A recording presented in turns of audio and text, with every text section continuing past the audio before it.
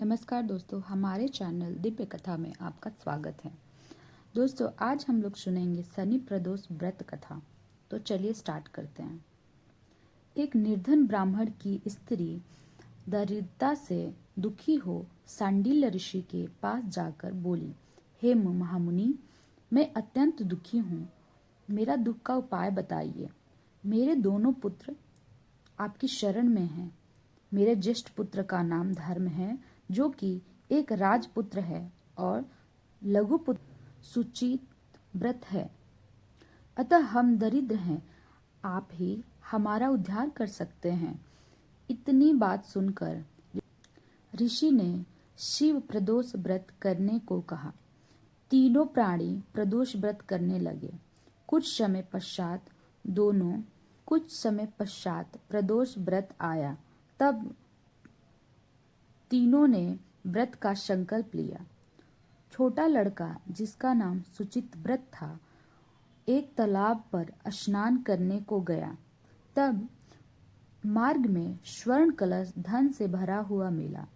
उसको लेकर वह घर आया और प्रसन्न होकर अपनी माँ को कहा कि माँ, यह धन मार्ग में प्राप्त हुआ है।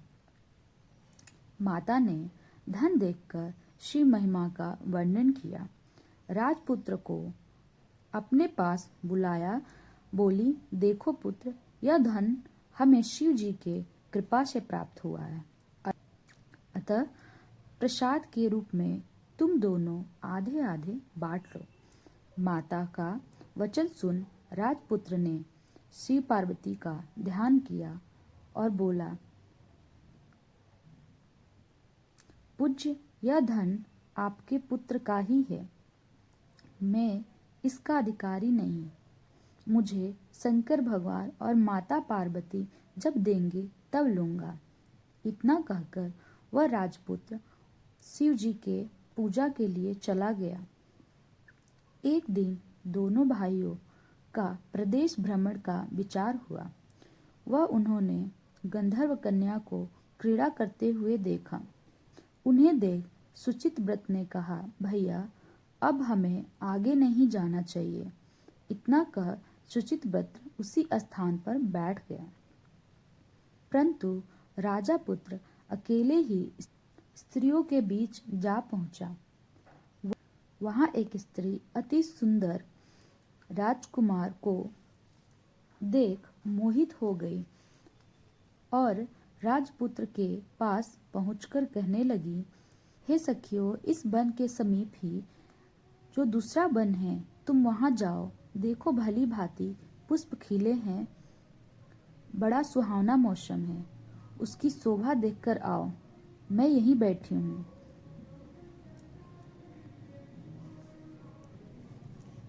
मेरे पैर में बहुत पीड़ा है। यह सुन सभी सखियां दूसरे वन में चली गई। वह अकेली सुंदर राजकुमार की ओर देखती रही। इधर राजकुमार भी कामुकदा दृष्टि से निहारने लगे। युवती बोली, आप कहाँ रहते हैं? वन में कैसे पधारे? किस राजा के पुत्र हैं? क्या नाम है? राजकुमार बोले, मैं विदर्भ नरेश का पुत्र हूँ। आप अपना परिचय दे। युवती बोली, मैं बिंद्रविका नामक गंधर्व की पुत्री हूँ। मेरा नाम अंशुमति है। मैंने आपकी मन की स्थिति को जान लिया कि आप मुझ पे मोहित हैं। विधाता ने तुम्हारी संयोग मिलाई है। युवती ने मोतियों को हार राजकुमार के गले में डाल दिया। राजकुमार हार को स्वीकार किया। बोला कि हे भद्रे, मैं आपका प्रेम उपहार स्वीकार किया, लेकिन मैं निर्धन हूँ। राजकुमार के इस वचन को सुनकर गंधर्व कन्या बोली कि मैं जैसा कह चुकी हूँ वैसे ही करूँगी। अब आप अपने घर को जाएं। इतना कहकर वह गंधर्व कन्या सखियों के साथ जा मिली। घर जाकर राजकुमार ने सुचित व्रत को सारा वृतांत सुनाया। जब तीसरा दिन आया तब राजकुमार सुचित व्रत को लेकर उसी वन में जा पहुंचा। वहीं गंधर्वराज अपनी कन्या को लेकर आ पहुंचे। इन दोनों राजकुमार को देखकर आसन देकर कहा कि मैं कैलाश पर गया था। वहां शंकर जी ने मुझसे कहा कि धर्मगुप्त नाम का राजपुत्र है जो इस समय राज्य विहीन निर्धन है, मेरा परम भक्त है।